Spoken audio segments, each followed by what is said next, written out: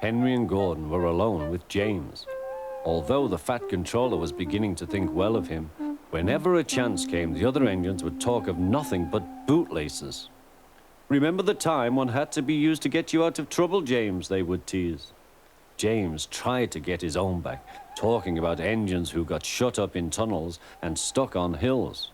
But they wouldn't listen. "You talk too much, little James," said Gordon. "A fine, strong engine like me has something to talk about. I'm the only engine who can pull the express. When I'm not there, they need two engines. Think of that. I've pulled expresses for years and have never once lost my way. I seem to know the right line by instinct." Every wise engine knows, of course, that the signalman works the points to make engines run on the right lines, but Gordon was so proud he had forgotten. "Wake up, James," said Gordon next morning. "It's nearly time for the express." "What are you doing? Odd jobs?" "Oh, well, we all have to begin somewhere, don't we? Run along now and get my coaches. Don't be late." James went to get Gordon's coaches. They were all shining with lovely new paint. He was careful not to bump them, and they followed him smoothly into the station, singing happily, "We're going away, we're going away." "I wish I was going with you," said James. "I should love to pull the express and go flying along the line." Gordon, with much noise and blowing of steam, got ready to back onto the train.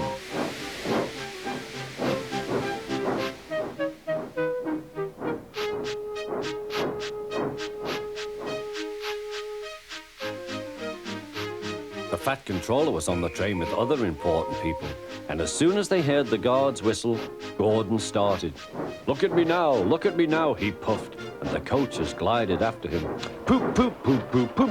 Goodbye, little James. See you tomorrow."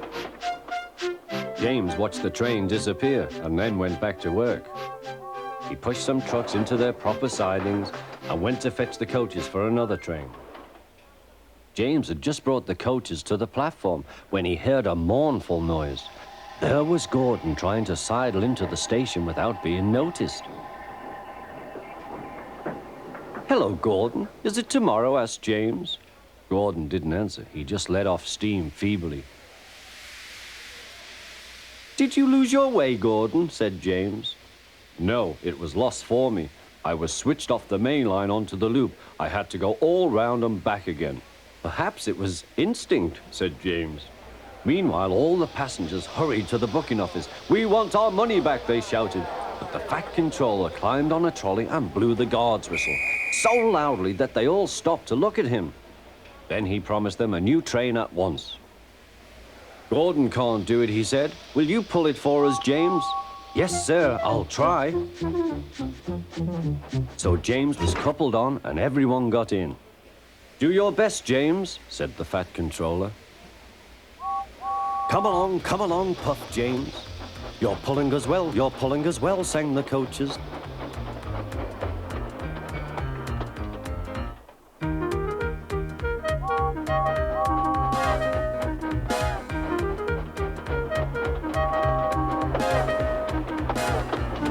Bridges and stations flashed by, the passengers cheered, and they soon reached the station.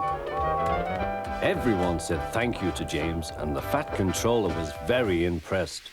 "Well done," he said. "Would you like to pull the express sometimes?" "Yes, please," answered James. Next day, when James came by, Gordon was pushing trucks. "I like some quiet work for a change," he said. "I'm teaching these trucks manners. You did well with those coaches, I hear." "Good, we'll show them." And he gave his trucks a bump. James and Gordon are now good friends. James sometimes takes the express to give Gordon a rest. Gordon never talks about bootlaces, and they are both quite agreed on the subject of trucks.